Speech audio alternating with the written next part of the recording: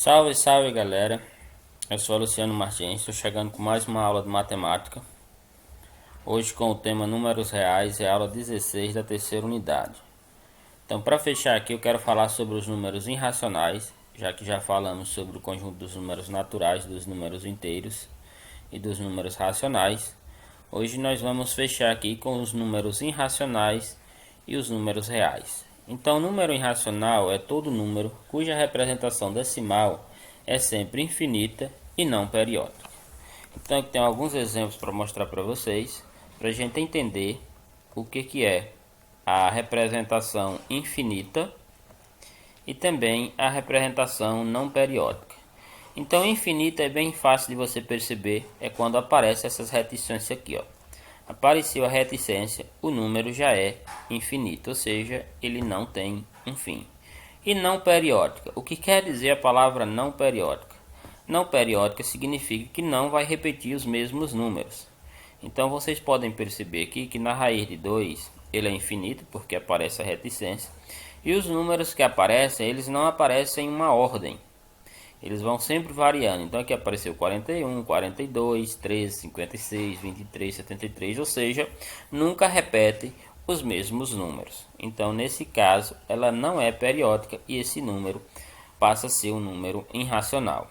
Se por exemplo repetisse os mesmos números, vou dar um exemplo para vocês. Digamos que eu tivesse aqui, ó, 1, 2, 2, 2, reticência. Aí eu perguntasse para você se esse número ele era um número irracional.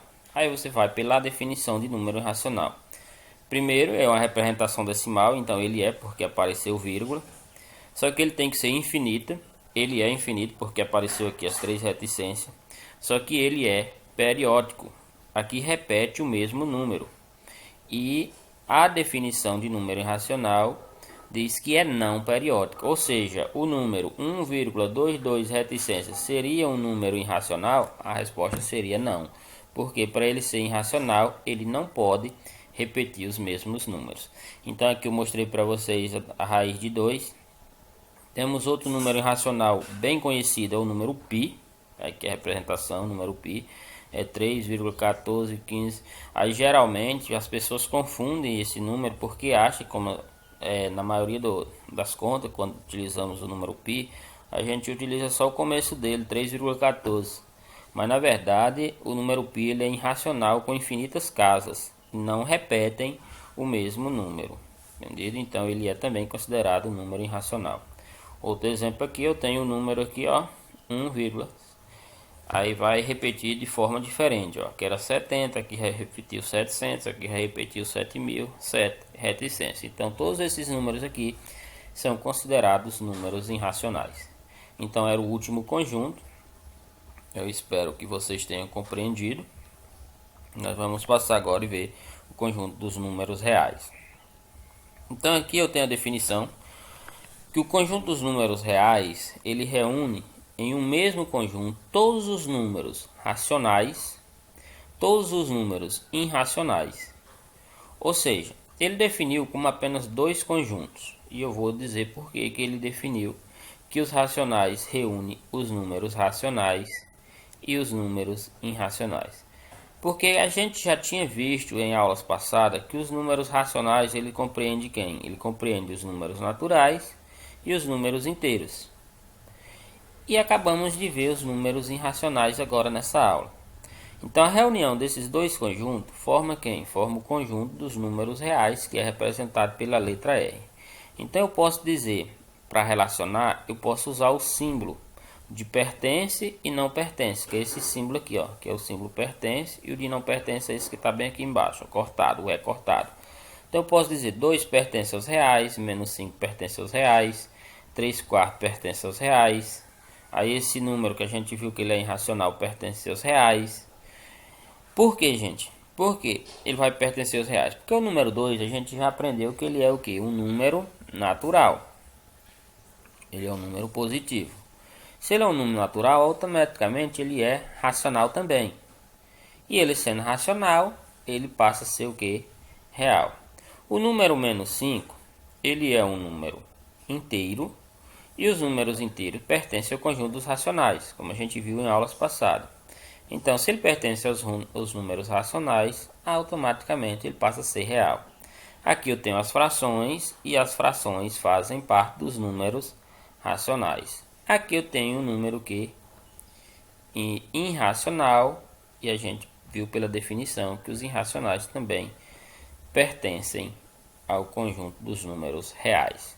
Então, resumindo, todos os números, juntando todos eles, vai formar o conjunto dos números reais. Aí eu tenho uma definição aqui embaixo. O conjunto dos números naturais, que é representado pela letra N, dos números inteiros, que é representado pela letra Z, e dos números racionais, que são representados pela letra Q, e irracionais, que são representados pela letra I. São subconjuntos dos números reais, que é representado pela letra R, pois todos os elementos de cada um deles pertencem também aos reais. Aí ele coloca aqui: observe que alguns números pertencem a um conjunto e não a outros. Por exemplo, menos 5 pertence ao conjunto dos reais, pertence ao conjunto dos inteiros, mas não pertence ao conjunto dos naturais. Por quê? Porque o conjunto dos naturais era apenas os números positivos. Então, para fazer essa relação, nós utilizamos do símbolo pertence ou não pertence. Vamos passar. Além desses, outros subconjuntos reais são utilizados. Então, eu quero chamar a atenção que a gente já viu alguns subconjuntos dos números reais. Além daqueles, nós temos esses aqui, ó. O número real com asterisco. Quando aparecer o número real com asterisco, significa que vocês não poderão incluir o número zero. Número real, letra R, sinal de mais, significa que esse conjunto está fazendo restrições. Você só vai utilizar números reais positivos, ou seja, os negativos não poderão ser utilizados. Quando aparecer R-, significa que você vai utilizar apenas números negativos, ou seja, os números que são positivos não serão possível você usar. Quando aparece o R, asterisco e o zero, significa o quê? Que eu não vou poder utilizar o zero quando aparece o asterisco e que vou utilizar apenas os números positivos, ou seja, os números negativos não poderão ser usados nesse conjunto. Da mesma forma que se aparecer asterisco e negativo, eu não vou utilizar o zero e vou usar apenas o conjunto dos números negativos. E aqui embaixo eu tenho a representação na reta, que todo número real, ó, essa reta é denominada reta real, ela podem ser colocados na reta. Tem a definição que diz assim, ó, em uma reta numérica, podem ser representados todos os números racionais e todos os números irracionais. Ou seja, podem ser representados todos os números reais. Então aqui a reta, a gente já estudou reta também. Ela tem uma origem, a origem aqui é o zero. Então para esse lado aqui fica todos os números o quê? Positivos. E aqui vai ficar os números negativos. Por que a reta é importante? Porque você pode fazer a comparação de números. Por exemplo, eu posso comparar, e aí para usar o sinal de comparação já o símbolo muda, né? A gente vai usar maior que ou menor que. Esse é o sinal de comparação. Então eu posso comparar para perguntar para vocês aqui, quem é maior? 8 terços, não vou escrever porque já está escrito, né?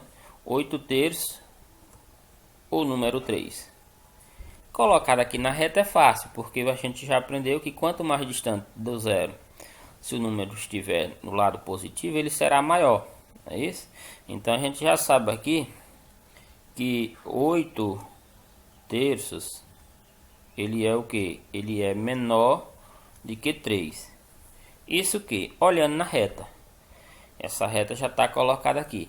Mas digamos que esse número não estivesse colocado na reta e alguém perguntasse para vocês quem era maior, se era 8 terços ou 3. Como você ia descobrir? Basta você utilizar, por exemplo, números decimais. Por exemplo, você pode dividir aqui, ó, 8 por 3. E aí você pode comparar, porque aí com certeza ia ficar mais fácil de comparar. 8 dividido por 3 dá 2. 2 vezes 3, 6. Para chegar em 2, em 8, falta 2. Não tem número para baixar, 0. Vocês vão ver aqui que aqui vai dar o que, ó? 20 por 3 vai dar 6. 6 vezes 3, 18. Para 20 falta 2, ou seja, aqui, olha para gente, onde a gente vai voltar. Dá 6 novamente, sempre vai estar faltando 2, ou seja, aqui era um número infinito. Aí eu pergunto, esse 2,6 ele é infinito, mas ele é irracional? Não, porque ele está repetindo o mesmo número. Ele seria o que? O número racional e não irracional. Mas para fim de comparação, eu posso comparar agora facilmente. Quem é maior? 3 ou 2,66? Lógico que é 3. Então, pela definição, 8 terços é menor do que 3. Tá aí, gente, a representação. Espero ter ajudado. Fiquem todos com Deus e até uma próxima aula.